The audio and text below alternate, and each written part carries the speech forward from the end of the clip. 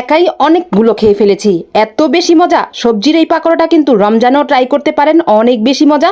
আর এটার রেসিপি অনেকেই চেয়েছেন যে সবজি পাকোড়ার রেসিপিটা আমি কেন দিলাম না পুরাটা, আজকে নিয়ে আসলাম। তো এখন তো মানে শীতের সিজন, এখন তো অনেক সবজি টবজি পাওয়া যায়, শীত পুরোপুরি কিন্তু এখনও শেষ হয়নি। তো আমি গাজর আলু সামনে যা যা পেয়েছি, পালং শাক সহ নিয়েছি। আপনারা সামনে যা যা পাবেন তাই নিয়ে কিন্তু এমন একটা সবজি মজা করে বানিয়ে ফেলতে পারেন। জাস্ট বাসায় থাকা 2-3টা উপকরণই কিন্তু অনেক বেশি মজার, অনেক মুচমুচে। এই রেসিপিটা কিন্তু একবার হলো ট্রাই করবেন।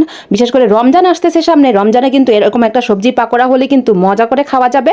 আমরা তো আলু চপ, বেগুনি, পেঁয়াজু সব কিছুই বানাই, এটাও ট্রাই করবেন। এখন সবজিও খাওয়া হয়ে যাবে, আবার পাকোড়াও খাওয়া হয়ে যাবে, সব কিছু একসাথে। যাই হোক, আমার চ্যানেলটা ভালো লাগলে, আমি অনেক কষ্ট করে ভিডিও বানাই, ভালো লাগলে চ্যানেলটি সাবস্ক্রাইব করে দিবেন, আমার পেজটা একটি ফলো দিবেন, অবশ্যই লাইক দিয়ে কমেন্ট করবেন কেমন হয়েছে।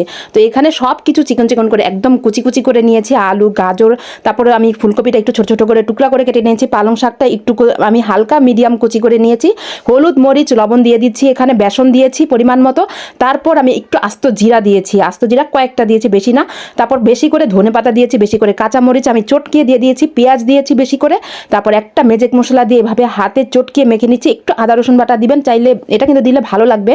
তারপর একটু পানি দিয়ে মানে অল্প অল্প পানি দিতে হবে, একদম বেশি পানি একেবারেই দেওয়া যাবে না। তো অল্প অল্প পানি দিয়ে হাত দিয়ে ট্রাই করে দেখতে হবে যে হাতের মুঠে আসে নাকি, যে পর্যন্ত না আসে সেই পর্যন্ত অল্প অল্প করে পানি দিয়ে এটা ভালো করে মেখে নিতে হবে। দেখেন আমি কিভাবে করছি, অবশ্যই সবাই বুঝতে পেরেছেন। রেসিপিটা কিন্তু অনেকেই চেয়েছেন যে রেসিপিটা হলে ভালো হতো। তো যাই হোক, এখানে কিন্তু আমি আরও একটু বেসন লাগবে, তো আর একটু বেসন দিয়ে দিলাম। তো এইভাবে আপনারা কিন্তু এটা বানিয়ে ফেলতে পারেন, অনেক বেশি মজা, অনেক বেশি মুচমুচে, ছোট থেকে বড় সবাই কিন্তু খেতে পারবে। আবার সকল সবজির গুণে এটা কিন্তু অনেক পুষ্টি।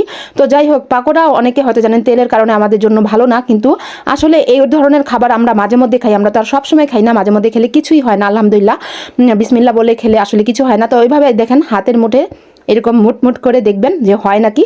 বাস আমারটা হয়ে গিয়েছে, এখন আমি এটা তেলে ভেজে নেব। দেখেন কি সুন্দর একটা কালার হয়েছে। আমার মনটা চাইতেছিল যে আমি কাঁচাই খেয়ে ফেলি, তারপর একটু মিডিয়াম আঁচের মানে আগুনের তাপটা রেখে দিতে হবে। তারপর এখন আমি দিয়ে দিচ্ছি।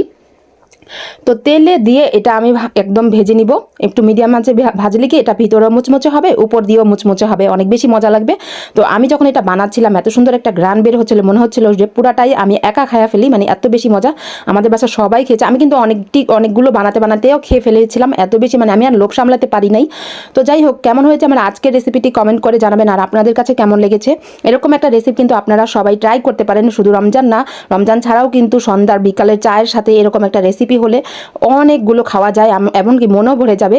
সবাই তো মেহমান আসলেও দিতে পারবেন, মেহমানও খুশি হয়ে যাবে। তো আমার এখনই তো জিভায় পানি চলে এসেছে। তো দেখেন কি সুন্দর একটা কালার হয়েছে, আর কি সুন্দর মুচমুচেও হয়েছে। তো এরকমভাবে আস্তে আস্তে করে আমি সবগুলো ভেজে নিয়েছি, দেখেন কালারটা কি সুন্দর হয়েছে। যাই হোক, এখন আমি আরও দিয়ে দিয়েছি, আরও একটু অপেক্ষা করছি এগুলো ভাজার জন্য। তো এই তো দেখেন আমার পুরোপুরি হয়ে গেছে। এর মধ্যে কিন্তু কয়েকটা খেয়ে ফেলেছি, এত কম হয়নি, আরও বেশি হয়েছিল, অনেকগুলো হয়েছিল। তো সবাই ভালো থাকবেন, সুস্থ থাকবেন, স্বপ্নের পথে পাশে থাকবেন। আর আমার ভাইকে আমি বসিয়ে দিলাম খাওয়ার জন্য, অত মজা করে খাচ্ছিল।